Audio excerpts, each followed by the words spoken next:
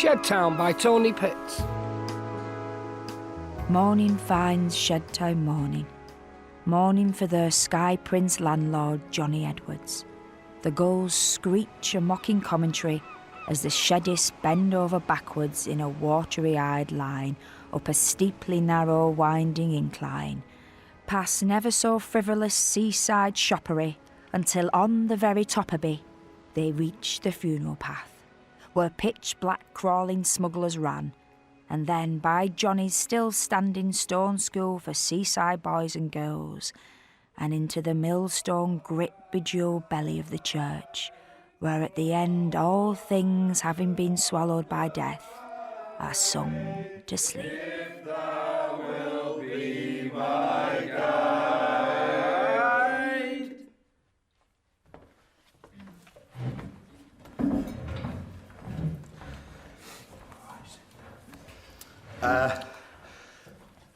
When Eleanor asked me to say a few words about her granddad, Johnny, I was very honoured and frightened. Frightened because I didn't know if I'd have the words to truly express what a wonderful human being he was. I met Johnny about 8 years ago. We used to always come to the bay for our works outing, and our day would always end in the Mitchell Arms.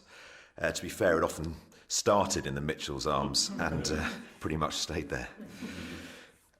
The first thing that struck me about Johnny was how interested he was in me, in everyone, genuinely interested. When most people talk, they're just waiting for you to When we moved here to live on the beach in our sheds, right next door to his pub, it would have been so easy for him to take against us, to drive us away. He brought us sausage sandwiches and tea. And coffee. Yeah, and coffee, Diane. Oh, I could talk about him for hours, but... Well, I'll leave you with this. I once read, or heard, it might have been you, Barry, come to think of it, but a philosopher once said, "Be as you wish to seem. Be as you wish to seem." Johnny was as I wished to seem. He was what we all wished to seem.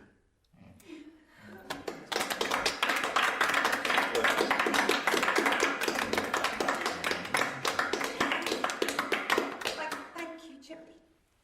Thank you so much for that.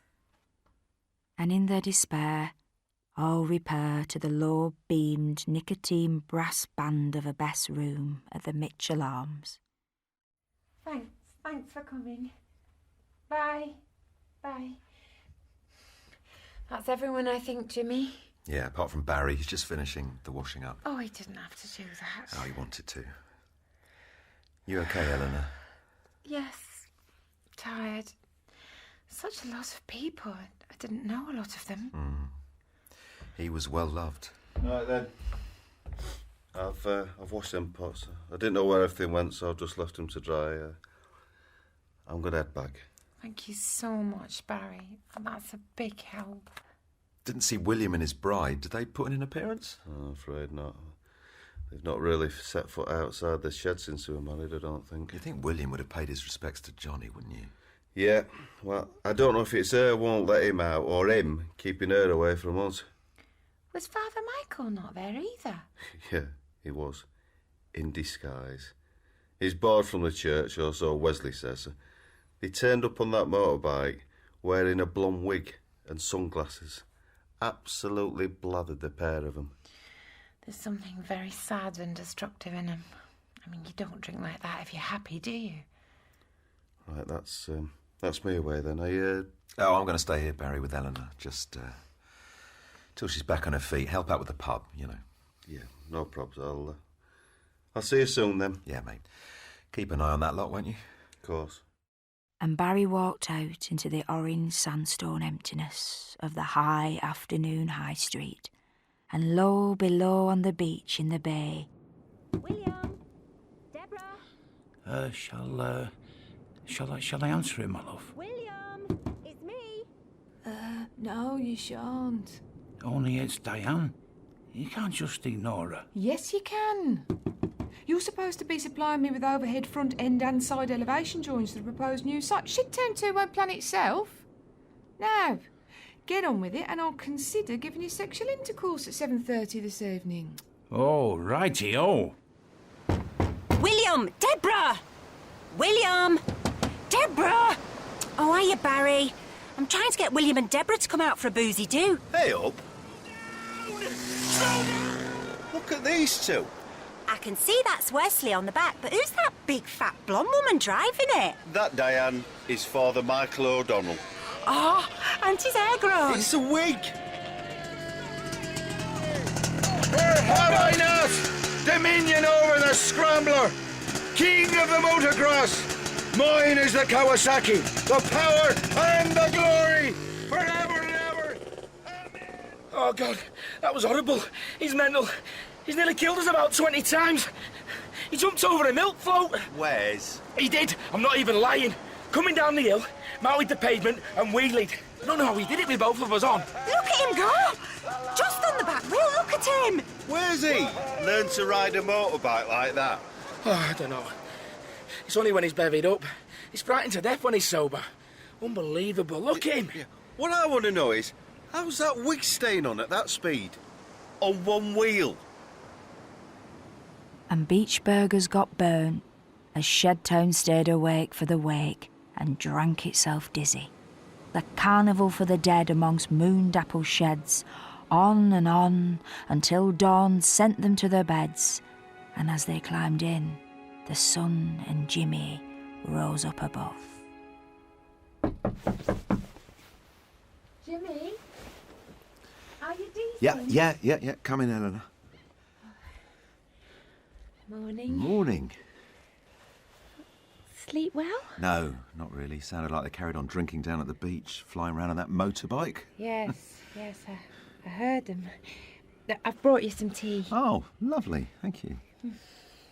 Well, I'll have this, and I'd better nip out and get some food sorted for today's menu. I think I pretty much used everything yesterday for the spread. Oh, yes. Don't bother. I'm not going to open.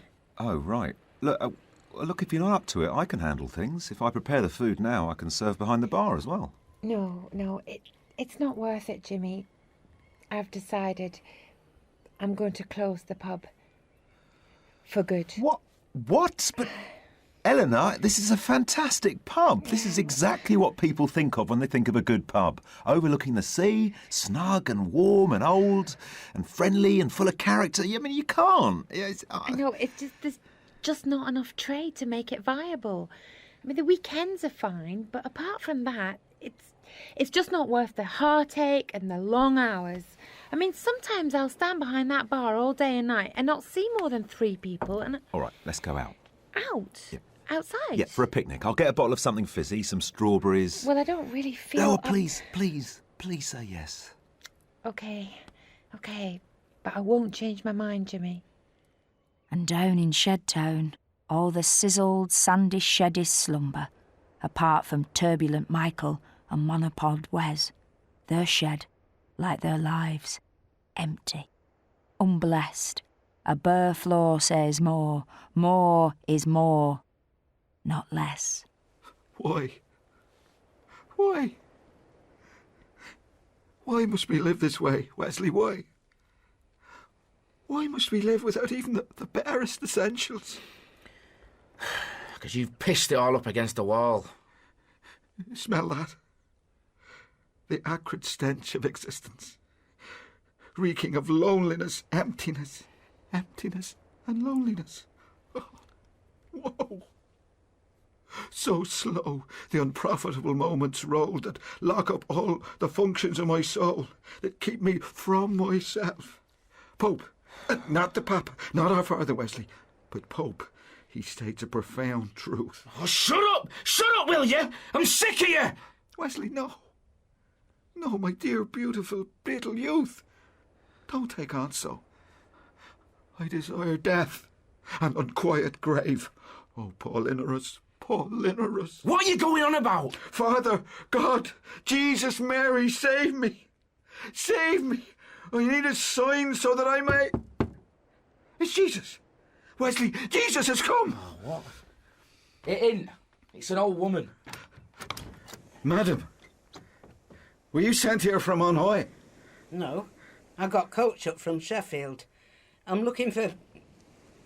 What the thump is that on your head? Oh, it's only... A wig? And you're a man of the cloth. Oh, and the smell. You smell like a tart sandbag. Chuffing disgraceful. Is that eyeliner? May I... No, you may not. I'm not talking to you. You're a bloody rajpot. Now then, young man, I'm looking for Barry Jones.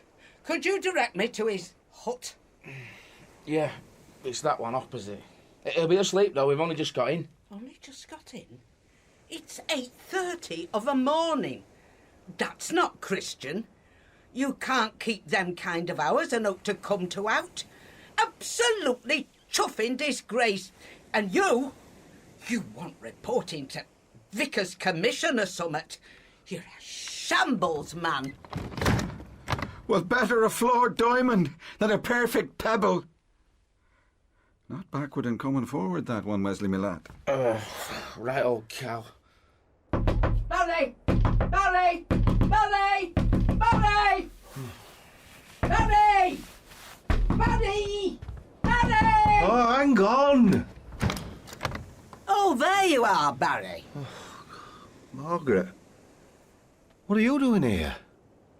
And next door, in his sweltering ark of a shed, on his bed, Colin strokes the balding spine of not too prickly Pete, the widowed porcupine, as he mithered in his menagerie about things real and imaginary.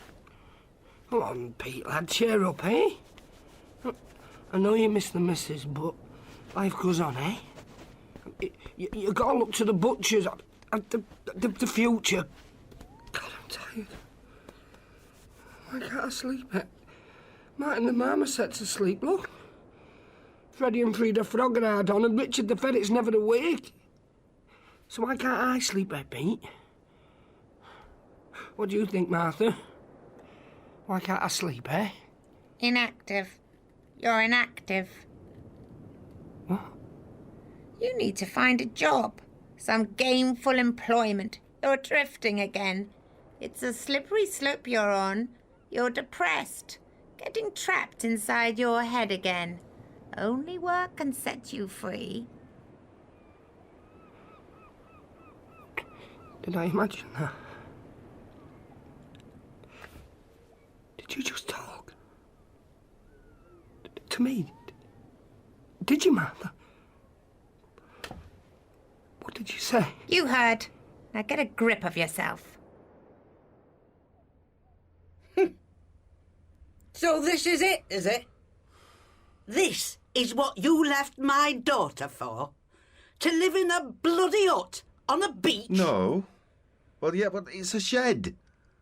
And I didn't leave her to live here. I left because I had no choice. Don't talk so wet. Margaret, it was over with me and Nicky, and it had been for years. Rubbish. How's it rubbish? We were unhappy. We were very unhappy. We were permanently, grudgingly, grindingly unhappy. That's no reason to leave a marriage just because you're unhappy. Who said marriage was supposed to be happy? I was in an unhappy marriage for 50 years. I didn't run away to the seaside. Oh, it's typical of your generation, that. Oh, I'm not happy. I'm so depressed. Oh, I'm so miserable. None of that bloody nonsense in my day. You were miserable and you got on with it. Look, I'm not falling out with you. Me and Nicky's finished, and that's that. Oh, no, it's not. There's things need to be sorted. Like what? We've no kids. Look, Nicky's your daughter, and I appreciate your concern, but really, Margaret, I mean, it's not to do with you. Sign over the house. What? Sign over the house to Nicky and all its contents, and I'll leave you be. I've had papers drawn up, spoke to the solicitors up in town. They'll witness your signing, and it's over. You can walk away. Well, don't sit there looking gormless. put a brush through your hair, wash your face, and let's be gone. And up above, at a nitpicking picnic, Jimmy tried to bargain with a butterfly. We can make it work. I know we can. There's a way forward, Eleanor. Just look at it here. Is there anywhere else in the world you'd rather be? Well, I quite miss Shoreditch. What, you're joking? You can't prefer Shoreditch to here, can you? Oh, I don't know. I mean, I was amongst my own there. The artists, the waifs and strays, the outsiders. The pillocks. You're not an outsider, Eleanor. You're an insider here. You can follow your dreams. I can run the pub during the day while you do your art. We can make the perfect team. What'd you say? You are so very kind. And yes, it sounds ideal, but there just isn't the trades. I mean, I'm the least practical person in the world, but even I can see it. We'll reinvent the place. Reopen as a gastropub, and you can exhibit your work. I can see it really taking off. Fine food, fine art. Outsider art. Yes, yeah. Fine outsider art. We've got to at least try, Eleanor. People will come. They will. Into a steaming hot orifice of an office, Barry is led blinking. He's thinking about the times time has required him to sign his name above Nicky's. The young giddy hymn excitedly across a heart on an optimistic oak in Riverside Park. Then willingly in a sultry Sheffield registry, where they registered their love until life did them part, and now finally in a baking seaside sauna of a solicitor's, as behind dusty blinds he glimpses the sadness of 10 years of trying filed to a conclusion, confined to a folder. All that pain now has a reference number. He feels older. And down, below in a Jimmyless, Barryless Shedtown, a fur-haired airhead is delivering news of the world. Barry! Jimmy! Open up! Barry! Oh, what's up, Doc? Guys, hi. I've tried to raise Barry and Jimmy. I have to speak with you guys. Fred West, this is so bad. You guys are gonna, totes defriend me. What the bloody Nora is she on about? Oh, it's not her fault, William.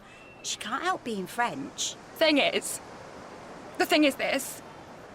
OMG, I feel like I'm going to vom. Spit it out! Aye, what's to do? Just take a look around, you guys.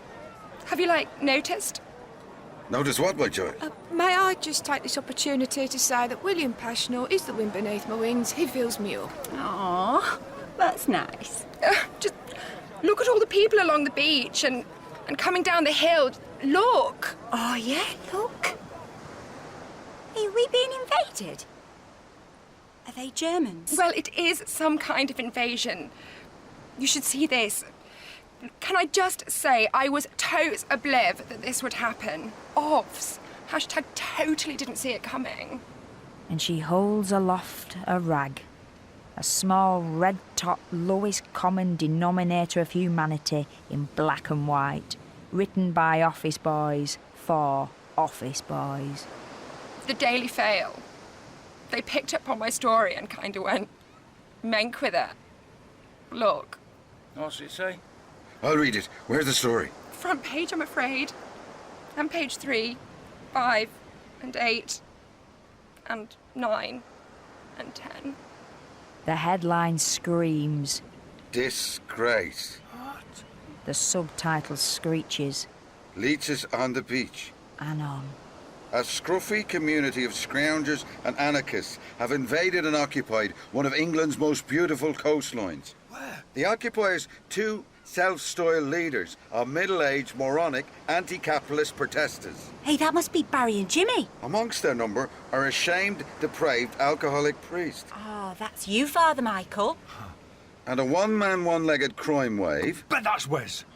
A manic depressive who keeps animals in filthy insanitary squalor. Yeah, I know, Diane. A strange reclusive couple.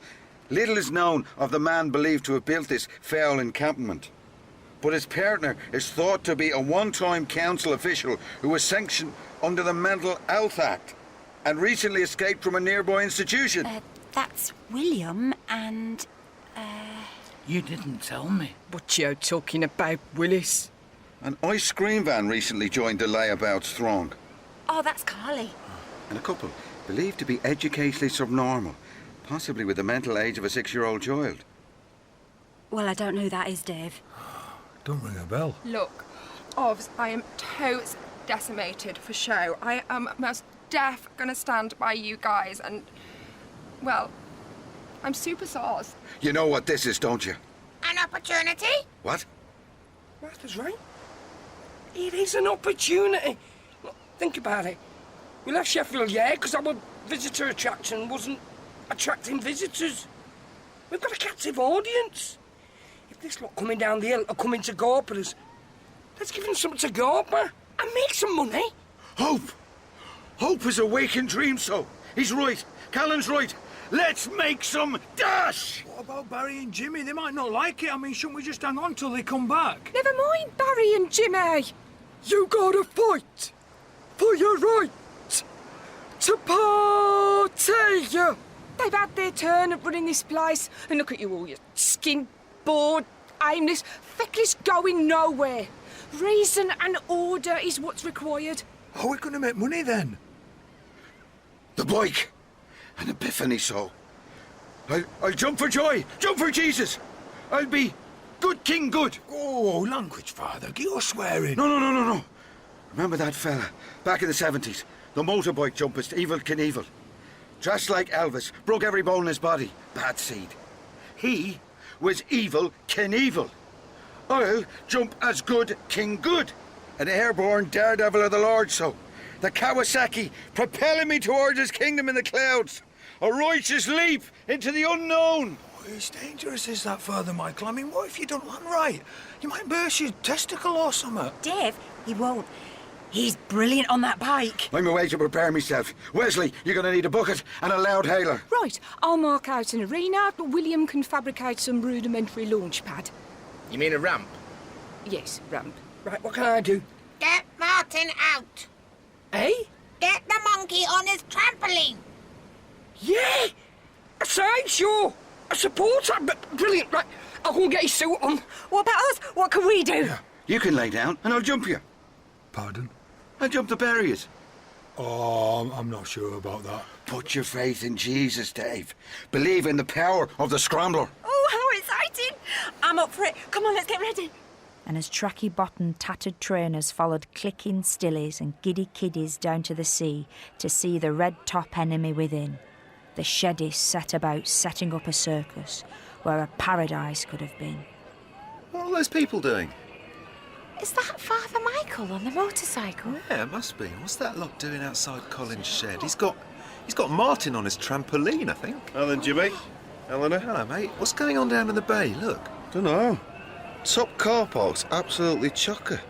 There's hundreds of folk wandering round. Right, what are we waiting for? Come on, Eleanor. And do what? Get the pub open. Whatever they're doing here, I'm sure we can sell them a couple of pints and a bite to eat. This is fantastic. Fantastic, yeah. I hope everything's all right down there. I've never seen the place so busy.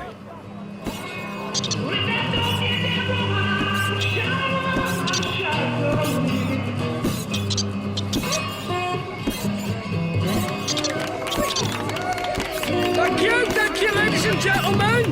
Now please don't walk away without putting a contribution in the hat.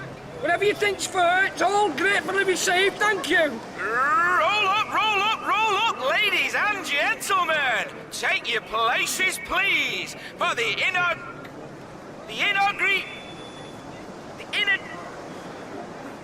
first performance of Father Michael O'Donnell's Alter Ego. Get it? Alter Ego. Good King Good.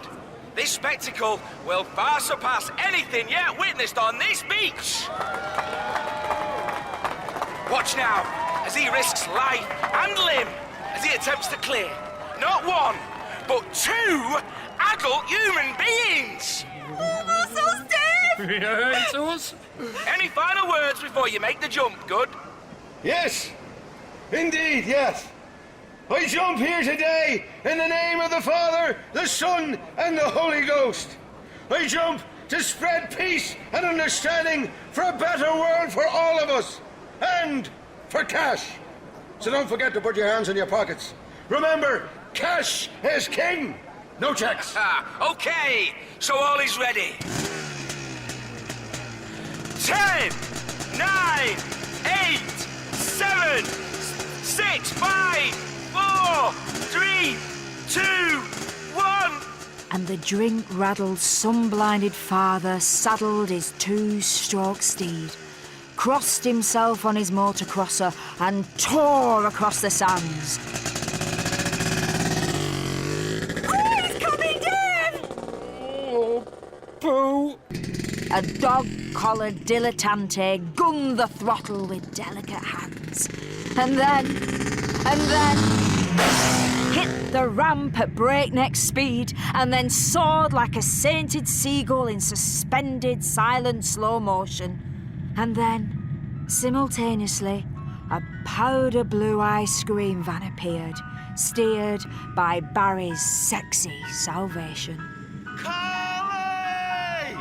The crowd gasped. The priest lapsed. Crashed and careered into a cornic kaleidoscope of chupa chups and popsicle shrapnel. A big bang which sees the dream of Shedtown disappear into the dark backwards abyss of time. Chalk eyes, please.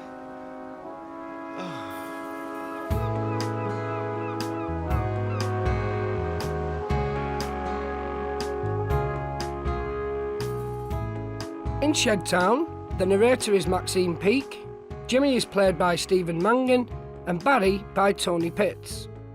Rosina Carbone is Diane, and Shaun Dooley plays Dave. Eleanor and Martha the Macaw are played by Ronni Ancona, and Colin by Johnny Vegas. William is Adrian Manfredi, and Deborah, Emma Fryer. It's goodbye to this world,